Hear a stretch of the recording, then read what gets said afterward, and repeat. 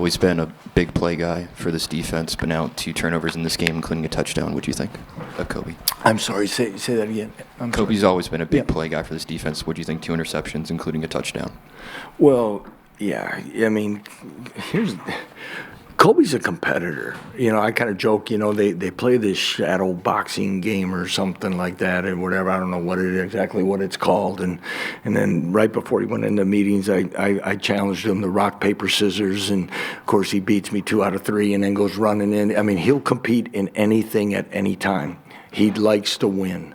And, he took the challenge. He didn't get to start a week ago, and for him, the lightest guy on the field, probably making the biggest hit of the day, and to really set the tone, says a lot about him. He's been making big plays here for 3 years now, and it was great to see. I thought overall it was not just by turnovers and opportunities. I thought it was our, without really grading the film and everything, is our most physical and playmaking game by our secondary since we've been here. And to see them play that way was really fun to watch. Yeah. What did you think of his hit that caused the fumble? Because the crowd seemed to loved it every time they replayed. Yeah, it kind of happened in front of me, but it's when it's that close, it's like a darn near a blur, and then all of a sudden, bang, you hear it, and then the ball's on the ground, and you're seeing it. It's, and then I'm making sure we don't get a celebration penalty or something, and I missed the replay. So, I don't know, maybe I'll watch the news tonight for something okay. But, no, it was great. What a momentum deal. And then, of course, he makes the interception. Kenny makes an interception for a touchdown. O.J. almost had one. I thought O.J. Burrows, in a quick glimpse, to me, played some of his best football since he's been here. He's always had great ball skills, but he showed up in the run game early. Thought Marvin Grant, this is a good win, guys. It really is. That's a good physical football team. They're going to win games in this league, and it's great to get a home win like that. You mentioned both O.J. and Kobe there. Mm-hmm. How much do you think those two guys show development over the course of years and seasons where now they're playing their best football? Yeah, because I always joke, we've kind of worked on it. Matt Gildersleeve and our dietitians and everything do a great job. The last time we went to Austin, Texas, we had like 3 freshmen on the field, all weighed under 160 pounds probably, and to see them though, but pound for pound, they're tough players. But I go back to the OJ, that wanted to start the second half. To me, that's growth and understanding of formations and tendencies, and that's what excites me about watching these guys get better. And, of course, the excitement and things that as they played as a unit. And just for you broadly, what impressed you most about this performance? Again, you looked how that team plays. They're physical, well coached, play to the end. They battled back last week. It was kind of back and forth.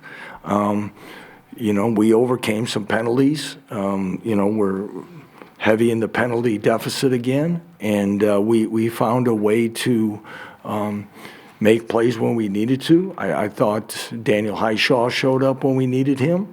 I thought Jalen showed up, made some big-time running plays, some scrambling when we needed. And, of course, his throws, I thought the throw to Luke Grimm, the second one, was big-time throw. So we answered and did things at the times we needed to. And that's what good teams have to do if you want to be there. Coach, I think it's now 108 years since you guys have gone 4-0 in back-to-back seasons. We know how to build a program. You've talked about it. Just when you kind of hear that number, what kind of goes through your mind when you hear that? I'm glad I didn't do all my research.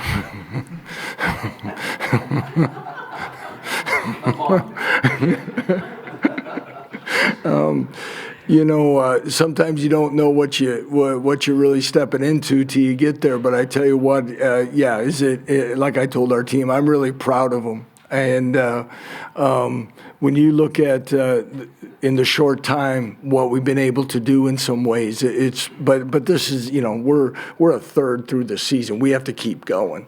And but yeah, it's proud, and there's some things that you kind of look at doing, and we got about 24 hours or so to enjoy this, and we better get moving because it's a huge test next week. But yeah, I think there's some of those things that these guys over here are always kind of giving me on Mondays that are kind of some numbers that are eye-opening, but it's, if we spend too much time being satisfied and of that, we'll never get where we really want to be. But to have 2 starts back-to-back years, the other momentum that we have, the job our administration is doing to keep pushing the needle, to have a crowd like we had today is amazing, and we're going to need them each and every week, and we can create the atmosphere that's going to allow us to recruit the type of players to make this thing a consistent winner.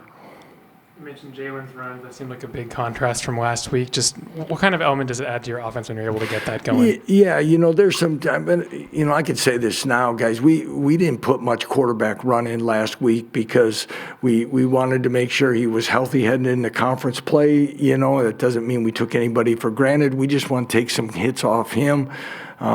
Today, he took a few, and but you can see when he's got the ball in his hands and the ability of us to mix and do a lot of different things with a lot of different players, it's really fun to watch. Now, we didn't get a chance to get out there. Sometimes the defensive touchdowns were the reason, but get as many plays run as we would have liked.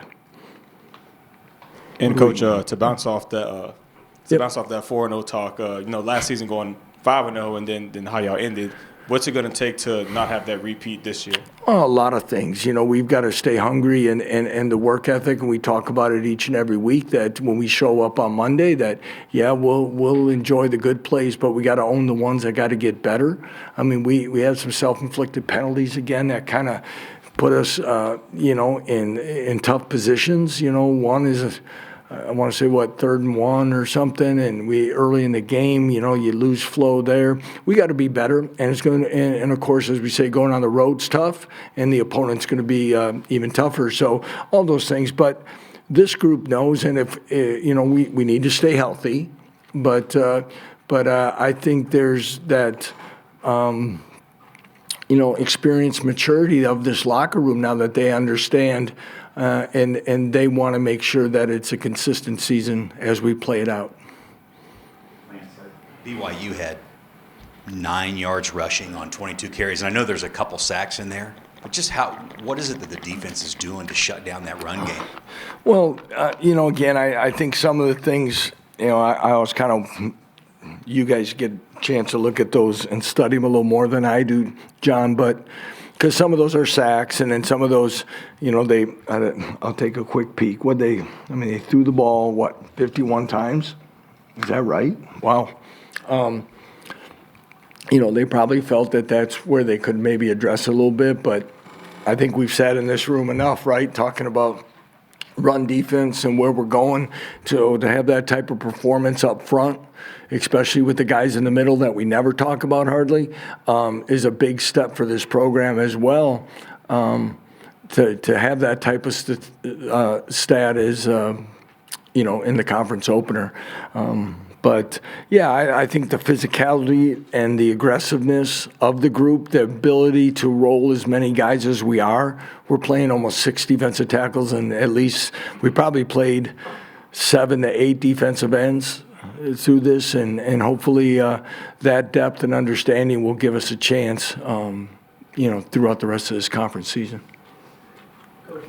I think had just one carry in the first half. He really got going in the second half, especially on that last drive. How big was it for him to stay resilient and end up picking up there late? I'm sorry, I hit my mic. Which player? Was it Daniel or? Daniel, yeah.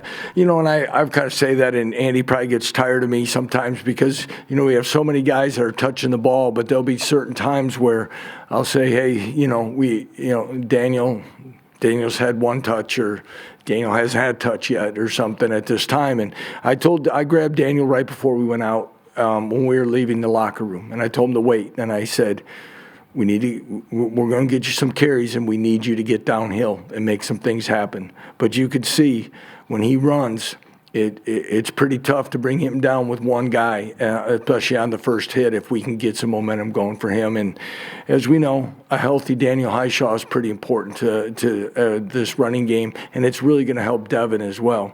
And that said, though, just real quick, Dylan McDuffie made a big run when we needed it as well, and so when you have guys like that stepping up, it's great to see. Lance, Taiwan didn't suit up. It didn't look like Logan was wearing a boot. What are their stats? Yeah, Taiwan went through warm-ups and then went through. He was going to do some, or maybe we shut him down before that. He's still been, it's been since camp. He's been dealing with a leg issue, and Logan didn't travel to Nevada either, and he could be out a bit with a foot injury, and we'll kind of see where that goes. So. Circle back to the physicality. It seems like you guys wore down BYU. Can you speak to the sustained physical level you guys had in this game, both on offense and defense? I don't know if I'd agree with you if we wore them down, but if you want to write that, that'd be really cool. Okay, but